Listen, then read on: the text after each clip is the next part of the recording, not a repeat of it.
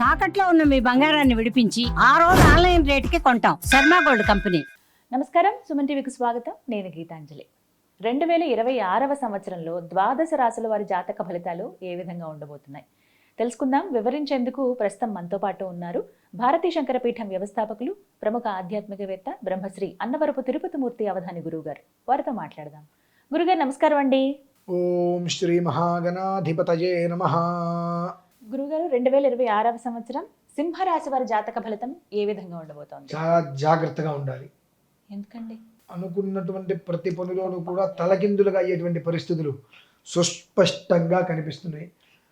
అహంకారం మనోబుద్ధి రక్షేన్మే ధర్మధారిణి అని చెప్పి వాళ్ళు నేను అనేటువంటి పదాన్ని వదిలేస్తే ఆ ధర్మం రక్షిస్తుంది. అలా వదిలేసే పరిస్థితి లేదు. మఖ పుబ్బ ఉత్తరా పాదం సింహం అంట. ఇందులో మఖ అనేటువంటిదేమో కేతు నక్షత్రం, పుబ్బ శుక్ర నక్షత్రం, ఉత్తర రవి నక్షత్రం. వీళ్ళ ముగ్గురికి కూడా ఒక వ్యవస్థ లేదు, ఒక విధానం లేదు.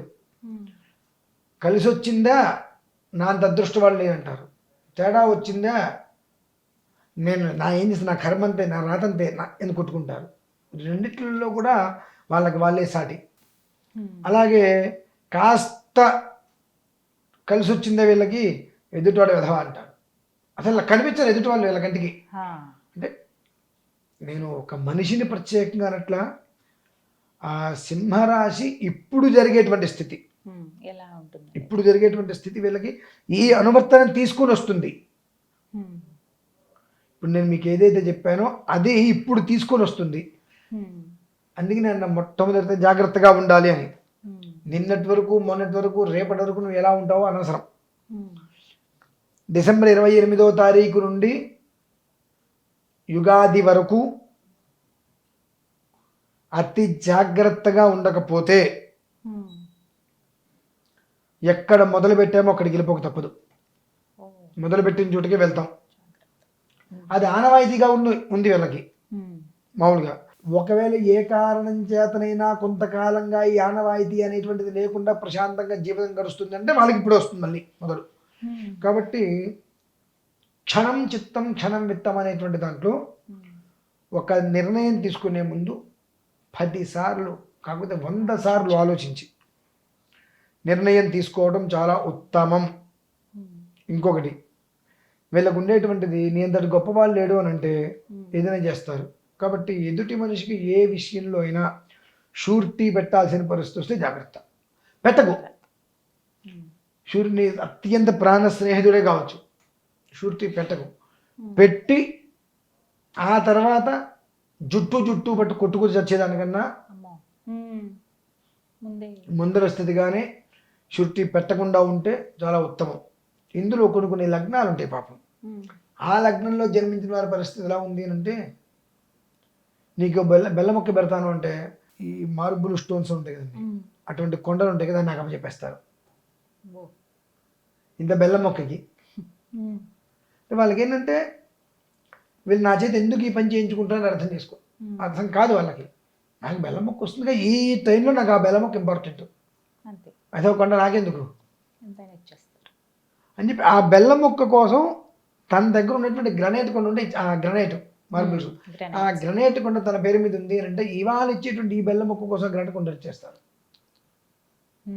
అటువంటి ఒక బలహీన క్షణాలు కూడా వాళ్ళకి బాగా ఎక్కువ ఉంటాయి.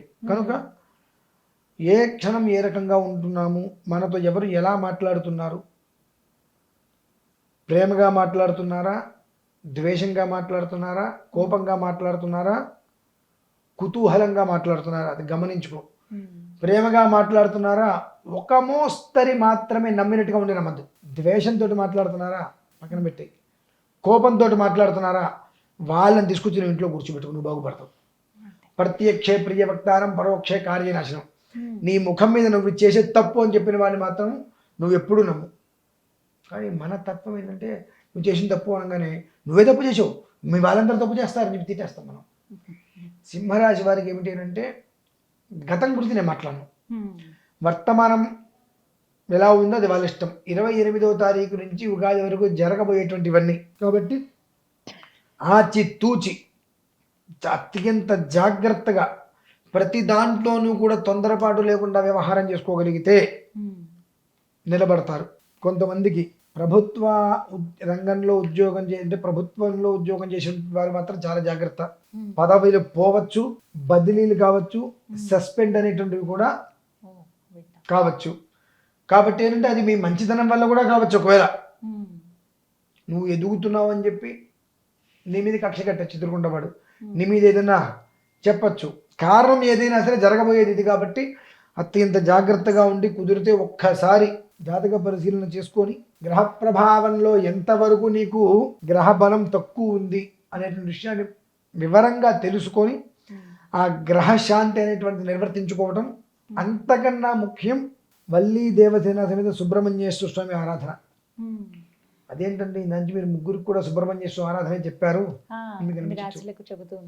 ఎందుకు చెప్పవలసి వస్తుంది అంటే ఈ యుగాది వరకు కూడా మన జీవితాల్ని మనల్ని కాపాడేది ఆయనే. ఆయనే కాపాడతాడు కనుక ఎవరిని నువ్వు ఆరాధించలేకపోయినా ఆయన్ని ఎంతగా నువ్వు ఆరాధిస్తావో నీ జీవితం అగాధంలోకి వెళ్లకుండా, విష వలయంలో చిక్కుకోకుండా, సాలెగూడు లాంటి ఒక్క తత్వంలో చిక్కుకోకుండా ఇరుక్కోకుండా బయటపడడానికి మార్గాంతరాలు నీకు అవి చూపిస్తాడు సుబ్రహ్మణ్య స్వామి వారు. కాబట్టి ఆ సుబ్రహ్మణ్యేశ్వర స్వామి వారిని సాధ్యమైనంత వరకు ఎంత అయితే నువ్వు కొలుస్తూ ఉంటావు, కొలగలుగుతారో అంతగా ఆయన మిమ్మల్ని ఊబిలోకి వెళ్ళిపోకుండా, ప్రభుత్వాధికారులచే ఇబ్బంది పెట్టకుండా, ప్రభుత్వం నుంచి మనం వైదొలిగించే పరిస్థితి రాకుండా, సస్పెన్స్ అనేటువంటి మన మీద తీసుకురాకుండా కనీసం మాత్రం కాపాడేందుకు మిమ్మల్ని ఆయన ముందుకు వస్తారమ్మా. అదే ఆరాధన చేస్తే చక్కగా తెలియజేశారండి. ధన్యవాదాలు గురుగారు.